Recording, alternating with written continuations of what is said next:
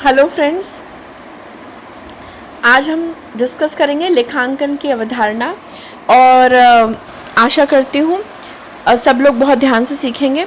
लेकिन वीडियो शुरू करने से पहले मैं आपसे रिक्वेस्ट करना चाहती हूँ, प्लीज़ वीडियो को लाइक करें, शेयर करें और सब्सक्राइब करें पहले तो चैनल को, और फिर खूब लाइक करें सभी लोग और शेयर करें इस वीडियो को। चलिए तो फिर आगे बात करते हैं। यहाँ पर हम डिस्कस कर रहे हैं लेखांकन की अवधारणाएं, यानी अकाउंटिंग की जो प्रिंसिपल्स होते हैं वो। ठीक है, यहाँ पर 9 प्रिंसिपल हैं जो मैं एक एक करके आपसे डिस्कस करूँगी। 9 प्रिंसिपल हैं और 9 के 9 प्रिंसिपल जो है आपको ध्यान रखने होते हैं जब भी अकाउंटिंग होती है। ये 9 के 9 प्रिंसिपल फॉलो किए जाते हैं। पहला प्रिंसिपल है पृथक अस्तित्व की अवधारणा, यानी कि कोई भी अगर बिजनेस किया जा रहा है तो उसमें जो कंपनी है और उसके जो मतलब बिजनेस करने वाले जो उसके स्वामी हैं, उनसे कंपनी की जो अस्तित्व होता है वो बिल्कुल पृथक माना जाता है। यानी कि अगर कोई कंपनी है तो उसके शेयर होल्डर और कंपनी का अस्तित्व अलग, और अगर कोई पार्टनरशिप फर्म है तो भी पार्टनर्स का और कंपनी का अस्तित्व अलग। यानी कि कंपनी के नाम के खाते अलग मेंटेन होंगे और उसके स्वामी यानी कि पार्टनर्स के खाते या शेयर होल्डर के खाते अलग से मेंटेन होंगे। इनको हम एक नहीं मानते हैं। इसे पृथक अस्तित्व की अवधारणा कहा जाता है। इसके बाद है मुद्रा माप की अवधारणा। मुद्रा माप क्या होता है? कोई भी चीज़ अगर हम मनी में कन्वर्ट कर सकते हैं, ठीक है, अगर किसी भी कोई भी ट्रांजैक्शन हुई है और उसकी मनी वैल्यू है तो वो अकाउंट में ले लिया जाएगा, अदरवाइज नहीं। जैसे कि मान लीजिए कि पार्टनर जो है बहुत ही डेडिकेटेड है और हार्ड वर्किंग है, बट आप इससे बिज़नेस को तो बहुत फ़ायदा होता है, लेकिन क्या होता है कि आप इस चीज़ को मुद्रा में तो माप नहीं सकते।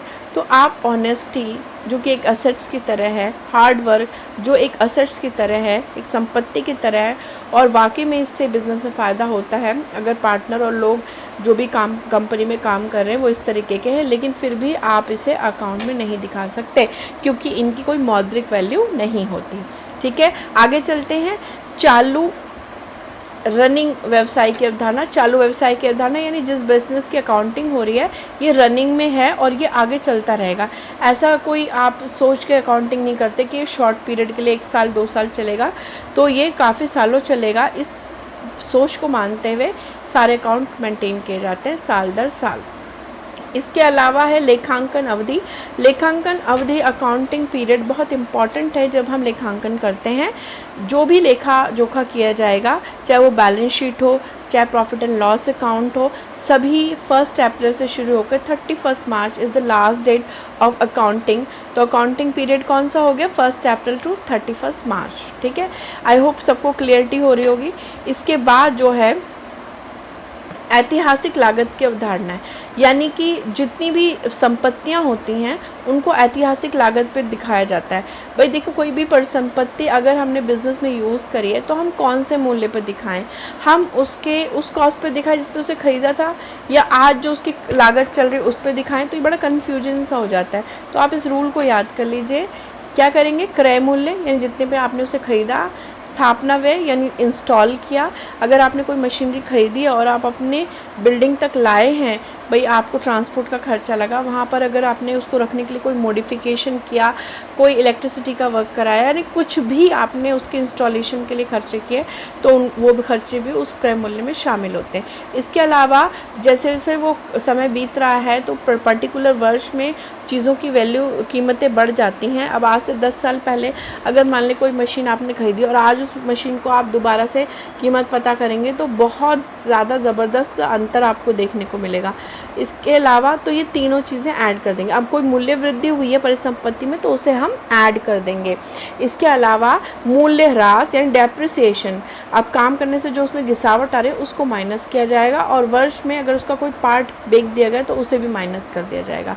तो क्या करेंगे हम? क्रय मूल्य, स्थापना व्यय और वर्ष में हुई वृद्धि को तो जोड़ देंगे, और जो भी डेप्रिसिएशन है और वर्ष में की गई बिक्री, इस सब को हम माइनस कर देंगे तो हमारी किसी भी परिसंपत्ति के मूल्य आ जाएगा, और इस तरह से वैल्यू निकाल के आप उसी वैल्यू को बैलेंस शीट वगैरह में दिखाएंगे। ठीक है, आई होप बहुत क्लियर हो गई होगी, सबको समझ आ रहा होगा। और अगर किसी को कोई बात में कोई भी चीज़ का कन्फ्यूजन है तो आप कमेंट बॉक्स में पूछ सकते हैं। चलिए आगे चलते हैं। हाँ जी, अब बात करेंगे हम बाकी के 4 प्रिंसिपल की, 5 प्रिंसिपल तो हमने डिस्कस कर लिए। अब हम डिस्कस करते हैं 6th प्रिंसिपल, दोहरा संयोग अवधारणा। यानी कोई भी ट्रांजैक्शन होगा उसके 2 पक्ष होंगे, ठीक है। डेबिट एंड क्रेडिटर्स होते हैं। एक पक्षी को हम धनी और दूसरे को हम ऋणी कहते हैं, ठीक है। एक पक्ष को हम धनी कहेंगे, दूसरे को ऋणी, यानी एक ही ट्रांजैक्शन, एक तो देनदार होगा, एक लेने वाला होगा, तो हम एक पक्ष को धनी और दूसरे को ऋणी कहते हैं। दोनों पक्ष को हम दिखाते हैं। उसके बाद 7th है पूंजीगत और आयगत की अवधारणा। कोई भी बिजनेस में जितने भी ट्रांजैक्शन हुए, जो कुछ भी हुआ, कोई भी खर्चा आया या कोई भी इनकम आई या कोई सामान हमने ख़रीदा या हमने कहीं से उधार लिया, कुछ भी करा, तो जितने भी ट्रांजैक्शन है या तो वो कैपिटलाइज नेचर यानी पूंजीगत नेचर के होंगे या फिर वो आयगत नेचर के होंगे यानी रेवेन्यू नेचर के होंगे, ठीक है।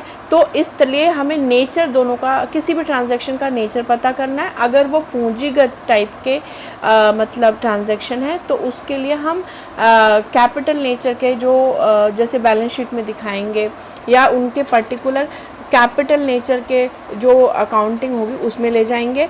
और आयगत यानी रेवेन्यू नेचर को प्रॉफिट एंड लॉस या इस तरह के कैश अकाउंटिंग, जो इस तरह का भी वो ट्रांजैक्शन है उधर दिखाएंगे। पर इन दोनों को सेपरेट शो किया जाता है और एक ही में उनको नहीं डाल दिया जाता है, ठीक है। इसके बाद है मिलान करो। अब आपको पता है जब डबल एंट्री सिस्टम है तो दोहरा अंकन व्यवस्था है, तो 2 पक्ष होते हैं और दोनों का मिलान किया जाता है, जो कि बहुत ज़रूरी है, ठीक है। अगर आप प्रॉफिट एंड लॉस अकाउंट बना रहे हैं तो मिलान करने से आपको मिलता है शुद्ध लाभ, ठीक है। जब आप सारे खर्चे देख लोगे और सारे इनकम देख लोगे और आप मिलान करोगे तो आपको पता चलेगा कि भाई इनकम तो ज़्यादा हुई है, और अगर इनकम ज़्यादा हुई है तो क्या होगा, प्रॉफिट होगा, ठीक है। और अगर मिलान करने पे आपको पता चलता है कि भाई इनकम तो ज़्यादा नहीं हुई, ठीक है, एक्सपेंडिचर ज़्यादा हुआ है, खर्चे ज़्यादा हुए, तो आपको क्या होगा, हानि होगी। तो मिलान करने पे ये सारी चीज़ें क्लियर होती हैं। अच्छा, उसके बाद है 9th जो है रूढ़िवादिता की अवधारणा। रूढ़िवादिता क्या होती है, जो पुराने टाइम से हम चीज़ों को बस फॉलो कर रहे हैं अंधाधुंध, and there is no logic behind them, कोई लॉजिक अप्लाई नहीं करते, बस उसको एज इट इज़ पालन कर रहे हैं, तो इसे हम रूढ़िवादिता कहते हैं। खैर, अकाउंट में इसका क्या काम है, देखिए किस रूढ़िवादिता को हम अकाउंट में फॉलो करते हैं।